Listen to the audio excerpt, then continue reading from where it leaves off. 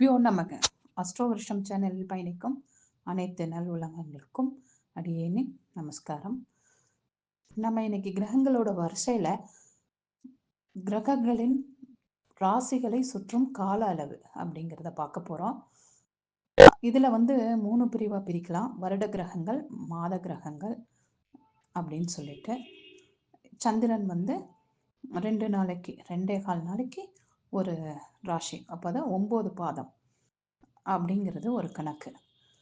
அப்போ சூரியன் 1 மாசம், சந்திரன் ஒரு நாளைக்கு ஒரு நட்சத்திரம், 2.5 நாள் ராசி மண்டலத்தை ஒரு ராசியை கடக்குது. செவ்வாய் 45 நாட்கள்லேருந்து 57 நாட்கள், அதாவது அந்த சுற்றுப்பாதையில் கொஞ்சம் வித்தியாசங்கள் வருது. ஒரு சில டைம் 45 நாள், இல்லைன்னா ஒரு சில டைம் 57 நாட்கள் வரை இழுத்துரும். புதன் 30, குரு 1 வருடம், சுக்கிரன் 30 நாட்கள், ராகு 1.5 வருடம், கேது 1.5 வருடம், சனி 2.5 வருடம். இப்போ இது சுற்றுப்பாதையை நம்ம எதுக்கு கணக்கிடுறோம்னா, நம்ம வருஷ ஜாதகத்தில் நம்மளுடைய அடிப்படை ஜாதகத்தோட இந்த கிரகங்களோட சுற்றுப்பாதையை வச்சு தான் நம்ம பலன்களை நிர்ணயம் பண்ண முடியும். இந்த கிரகங்களோட அன்னைக்கான சுற்றுப்பாதையில் எங்கே இருக்குது அப்படிங்கிறத பார்க்கறது தான் கோச்சாரம். கோச்சாரம்னா என்னன்னு ஒரு அன்பர் கூட கேட்டிருந்தாரு. அப்போ நம்ம ஒரு பலன் எடுக்கிறதுக்கு இன்னைக்கு கிரகங்கள் எங்கே இருக்குது அப்படிங்கிறத நம்ம நோட் பண்ணி தான் சொல்லணும்.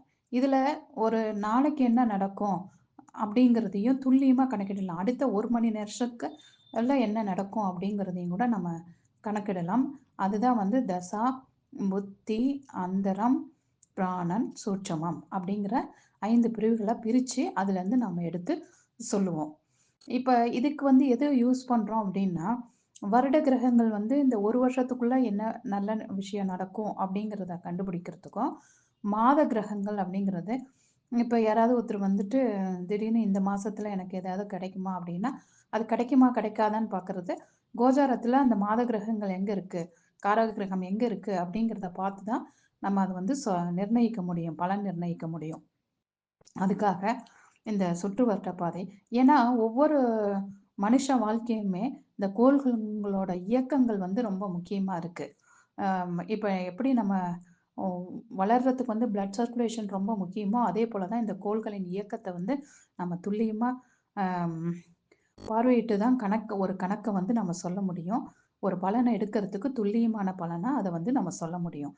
இதையே நாம் இன்னமும் பாகை, கலை, விகலை அப்படிங்கிற விதத்தில் ஒரு நாளைக்கு எவ்வளோ கரெக்டாக ஒரு ராசி மண்டலத்தை கடக்குது அப்படிங்கிறதுக்கும் நம்ம கணக்கிடுவோம். ஜோதிட கணக்கீடுகளில் அது கிடைக்கும். துல்லியமாக கணக்கிட்டு அது எங்கே இருக்குது, கரெக்டாக எந்த ராசியில் எந்த டிகிரியில் இருக்குது அப்படிங்கிறதையும் சொல்லுவோம். இது பராசர சாஸ்திரத்தில் ஸ்லோகம் 9ல் சொல்லப்பட்டிருக்கிற அந்த கருத்தையின்படி சூரியன் 1 டிகிரி ஒரு நாளைக்கு, அப்போ 30 டிகிரி ஒரு ராசி மண்டலத்துக்கு 30 நாள் கிடக்கிறதுக்கான காலம் அப்படிங்கிறதையும், சந்திரன் 13லேருந்து 15 டிகிரிகள். அதுதான் இதில் சுற்றுப்பாதையில் 3 இருக்குது. சீக்கிரகதி, வக்ரகதி, மந்தகதி அப்படின்னு. கோள்கள் ஒரு சில டைம் கொஞ்சம் ஸ்லோவாக இருக்கும். வக்ரம் போது சூரியனுக்கு 5ல் வர கோள்கள் கொஞ்சம் வக்ரகதியாக ஆரம்பிச்சிரும். 9 வரைக்கும் வக்ரகதியில் இருக்கும். 9க்கு அப்புறம் தான் வக்ர நிகர்த்தி ஆகும். அதெல்லாம் வர நாட்களில் பார்ப்போம். சீக்கிரகதி அப்படிங்கிறது ஒரு சில டைம் கோள்கள் ரொம்ப ஃபாஸ்ட்டாக போக ஆரம்பிக்கும். அதை தான் அந்த டிகிரிஸ் அன்னைக்கு கால சூழலில் எவ்வளோ இருக்குது அப்படிங்கிறத அது ஒரு கணக்கீடுகள் வச்சு அது கண்டுபிடிக்க போகிறோம். இது பேசிக்கான எவ்வளோ ஒரு நாளைக்கு இயங்கும் அப்படிங்கிறதுக்கான ஒரு தரவு தான் இது.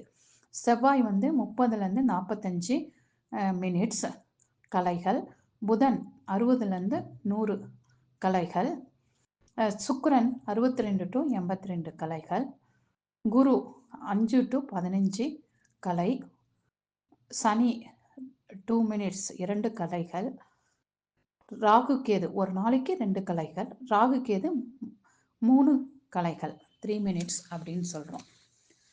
சூரியன் 1 டிகிரி, சந்திரன் 13 டு 15 டிகிரி, செவ்வாய் 30 டு 45 மினிட்ஸ், புதன் 65 to 100 minutes, Sukran 62 to 82 minutes, Guru 5 to 15 minutes, Sani 2 minutes, Rahu கேதுக்கள் 3 மினிட்ஸ்.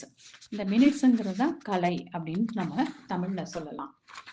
ஸோ இது வரைக்கும் கிரகங்கள் பற்றி ஓரளவு அடியனுக்கு தெரிஞ்ச பேசிக் டீட்டெயில்ஸ் எல்லாமே உங்களுக்கு கொடுத்துருக்கோம். இதில் வந்து ஏதாவது சந்தேகங்கள் இருந்தால் எனக்கு வந்து கமெண்ட் பண்ணுங்கள், தெரிவிச்சிங்கன்னா அந்த சந்தேகத்தை நிவர்த்தி பண்ணலாம்.